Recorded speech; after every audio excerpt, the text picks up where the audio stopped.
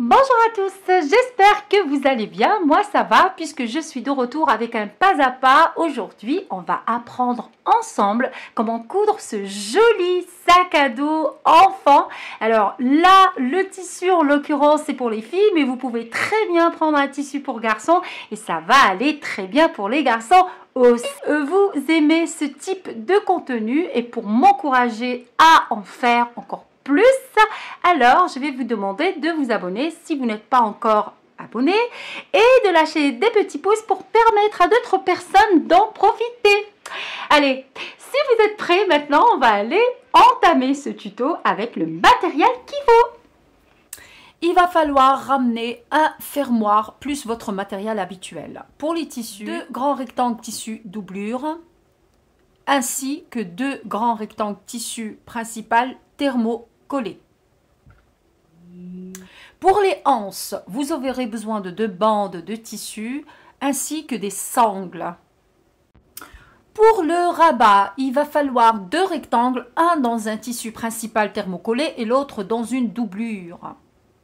Étape 1, on va commencer par tracer le patron de votre rabat. Donc on aura besoin d'un carré dont les mesures ont été indiquées tout à l'heure. Par la suite, on va venir déterminer le milieu. On va tracer une ligne au milieu partageant en 10 cm de chaque côté. Par la suite, on va venir plier et utiliser quelque chose de rond pour arrondir les angles. On va aussi cranter le milieu. Notre patron est ainsi préparé. Maintenant, on va préparer le montage du rabat. On ramène nos 2 tissus endroit contre endroit. Attention, le tissu principal doit être thermocollé ou bien moi ici j'ai pris un simili-cuir. Voilà. Donc on épingle le tout pour éviter que cela ne bouge. Et puis après on positionne notre patron correctement comme ceci et on va commencer à tracer le contour d'une manière très fidèle. Là, j'ai utilisé un crayon un petit peu marquant puisque je n'aurai pas besoin d'enlever après les démarcations puisque je suis sur le dos du tissu. Voilà. Alors, on marque en pointillé tout autour et on n'hésite pas à céder d'une règle lorsqu'il s'agit de traits droits. Voilà. Ou de ligne droite. On refixe le tout comme vous voyez et on va passer à la machine, on va effectuer une couture.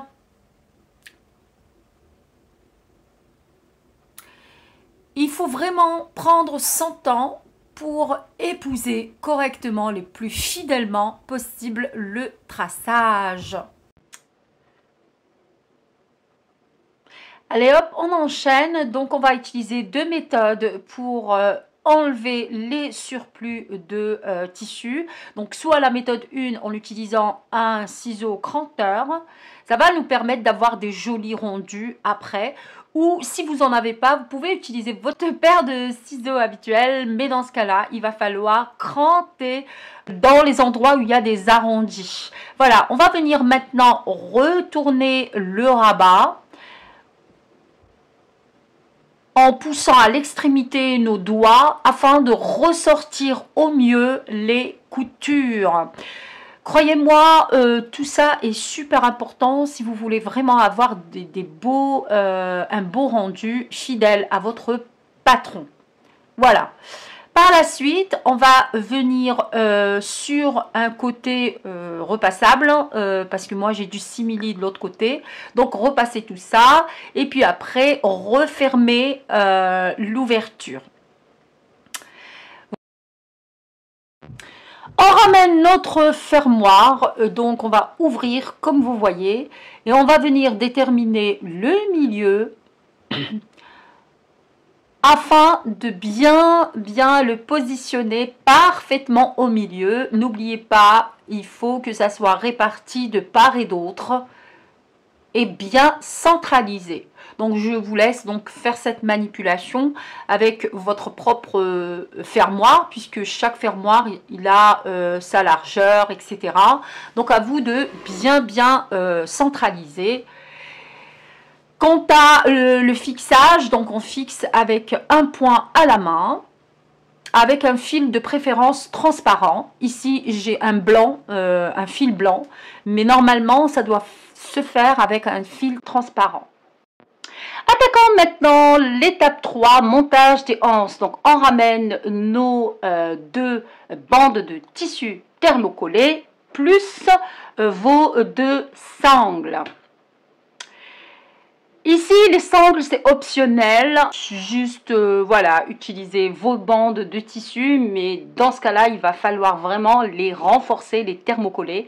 Moi, ici, je ne l'ai pas fait puisque je vais renforcer avec les sangles au dos des anses. Voilà. Mais à vous de choisir votre propre méthode. Donc, on épingle comme ça, comme vous voyez sur votre écran. On va venir le faire sur les deux bandes, épingler, comme ceci, bord à bord, tout du long.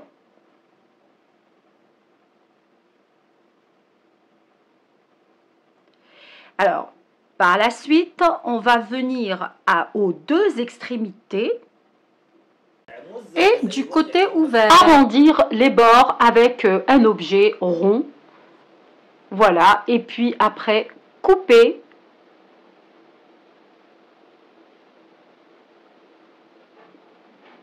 pour avoir un joli arrondi. Voilà, ça serait bien sûr du côté qui s'ouvre, hein, bien sûr. Voilà, du côté bord à bord, en fait, de votre tissu. Voilà, et maintenant, on va aller piquer à 1 cm du bord tout du long. Les deux bandes, les deux anses au final. D'accord? N'oublions pas de laisser ouvert le côté non arrondi pour pouvoir retourner par la suite nos anses. Dit tout à l'heure, tout du long, il faut aller doucement mais sûrement pour avoir de jolies anses.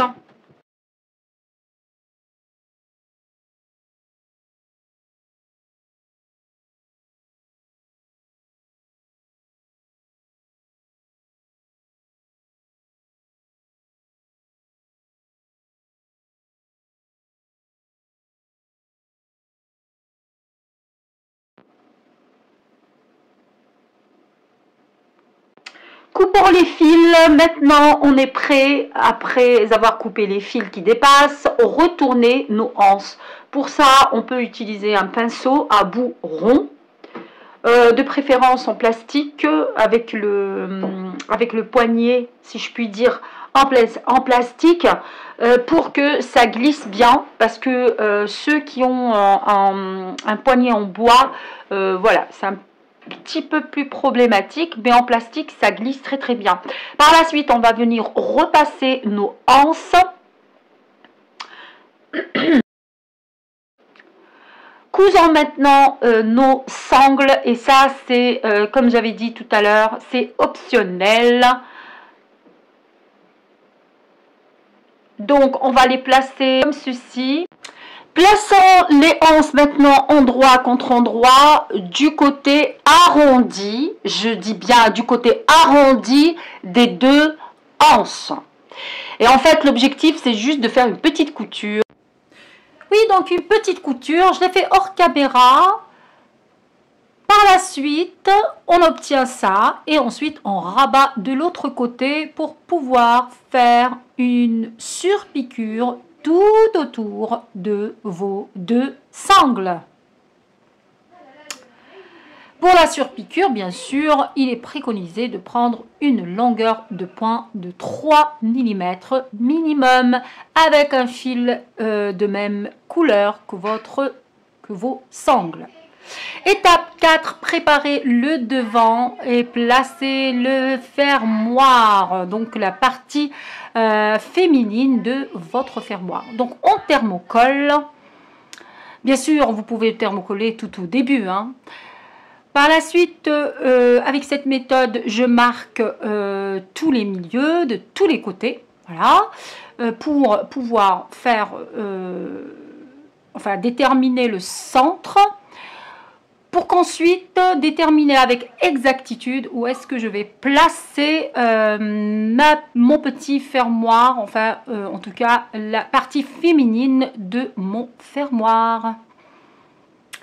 Voilà, avec un cache, comme vous voyez. Et par la suite, pour éviter que d'accident, peu importe, pour bien protéger, je prends un adhésif bricolage qui s'adhère très bien au métal. Voilà. Donc on a fini. Donc maintenant on va placer nos anses et notre poignet sur le rabat. Pour ça, pareil, on va déterminer le milieu, on va cranter ou marquer au stylo effaçable. On est plutôt en clips, comme ceci. Ou en épingle, ça dépend. Moi ici, je ne peux pas épingler puisque j'ai un simili-cuir comme tissu principal. Voilà. Par la suite, on passe à la machine, on fait une couture pour fixer et le poignet et les deux anses tous ensemble sur le rabat. Allez hop, maintenant on coupe tous les fils qui dépassent et on laisse ça se reposer gentiment. On prépare la base de notre sac, donc petit patronage, un petit carré 3 cm x 3 pour mettre sur la base, donc en dessous. Couper ces deux parties, ces deux carrés de part et d'autre en dessous.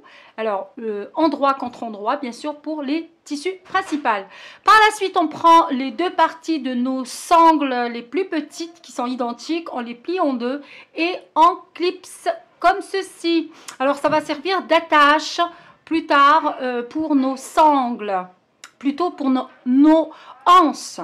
Excusez-moi. Voilà. Donc, une petite couture juste pour fixer, puisque il y aura de toute façon d'autres coutures. Donc, c'est juste pour fixer pour le moment. Voilà ce que on obtient. Étape 7, on va maintenant fixer notre rabat pour ceci. Donc, on prend la même partie, donc le dos, toujours, le dos de notre sac. Et puis, on plie en deux et on effectue une couture de fixation endroit contre endroit, le rabat contre le dos du sac. Donc, on commence par le point A et on finit par le point B. Donc, maintenant, on coud le dos et le devant. Donc, endroit contre endroit, on veille bien à tout superposer, comme vous voyez. Le but, c'est de coudre, de les joindre, enfin, les fusionner, quoi, pour que ça donne un sac, justement. Donc, bord à bord, comme ceci. Alors, il faut juste faire attention à votre attache anse. Il va falloir le faire rentrer afin qu'il ne soit pas pris dans la couture. Donc, prenez votre temps. Donc, chaque étape en couture est très importante. Et la préparation, c'est ce qu'on a appris dans les écoles de couture. La préparation est super importante avant même de passer à la couture, à la machine. Le plus important, c'est de bien préparer vos pièces. Je couds tout du long.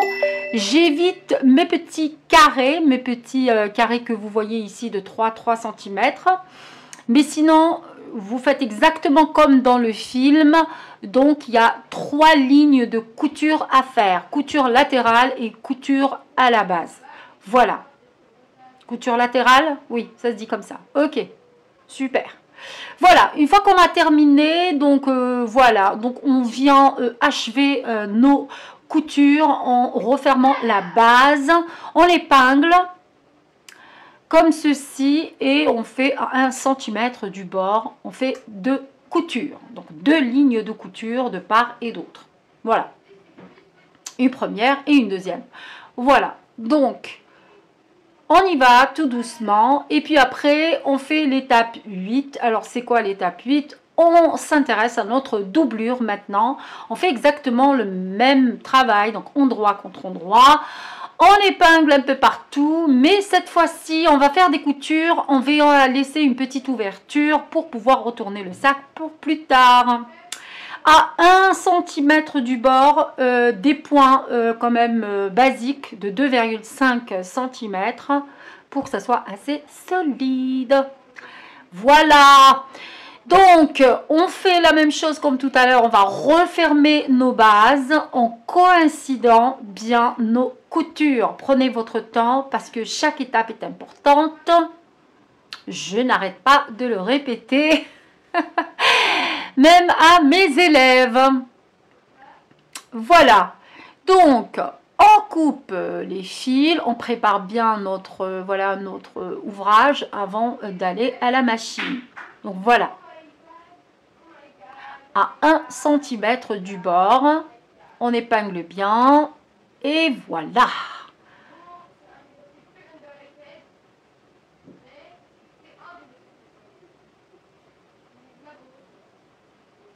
Donc on est parti sous la machine, on a effectué nos coutures en resserrant le point, bien sûr, 2,5. Voilà, donc maintenant on va venir fixer la doublure. Donc on va venir la retourner. Là, je vous fais remarquer que les coutures coïncident bien. On est content. Ça donne beaucoup de satisfaction quand c'est bien coïncidé. Et hop, on glisse. Comme vous voyez dans le film. En veillant à bien coïncider. Alors, prenez votre temps. Je parle surtout aux débutantes, aux grandes débutantes ou débutants. Hein, puisqu'il y a des hommes qui cousent hein, aussi. Hein. Bref, donc on prend son temps, on clipse bien ou bien on épingle bien. Donc, en veillant à ce que les coutures se coïncident, on couche bien les, voilà, les coutures latérales. Les milieux qu'on a marqués tout à l'heure, eh bien, ils se coïncident, donc tous les milieux. Voilà, on vérifie bien avant d'aller sous la machine et après on coud à 1 cm du bord. Alors pour ça, on va enlever un petit peu, on va faire un petit peu le bras libre. Voilà, on va dégager le bras de la machine pour faciliter le boulot. Donc voilà, on y va tout doucement, tout doucement, tout doucement, jusqu'à ce que le tour soit complet et les coutures se joignent. Le début et la fin de la couture se chevauchent. On coupe les fils, on les contend et on commence l'opération. On va retourner le sac.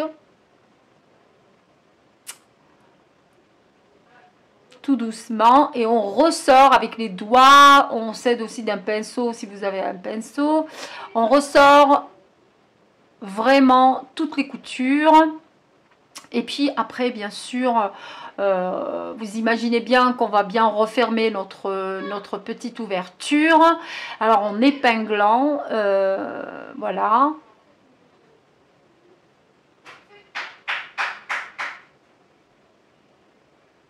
Et en faisant rentrer bien sûr 1 cm de surplus de couture à l'intérieur. Voilà. On est prêt à aller sous la machine, on y va, allez hop. Et voilà, une petite couture suffira avec un point d'arrêt et un point de démarrage. Voilà. Donc là, pratiquement le sac est presque terminé, mais attention, c'est pas tout à fait terminé. Donc on va venir introduire nos anses dans notre attache-anse Et c'est là où c'est astucieux, c'est qu'avec le nœud, vous pouvez déplacer, enfin régler les longueurs des deux anses. Alors, il y a un truc que normalement on doit faire, c'est ce que je vais faire avec vous. Alors, vous pouvez, ce qu'on va faire, c'est un petit pli de 1 cm comme ça, un pli couché, comme ceci. On va effectuer une petite couture.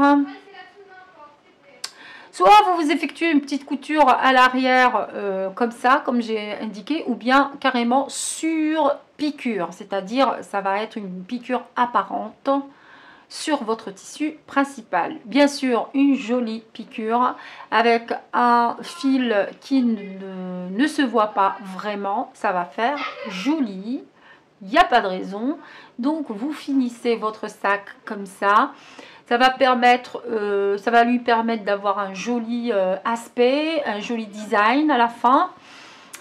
Et puis que le rabat puisse vraiment fermer le tout.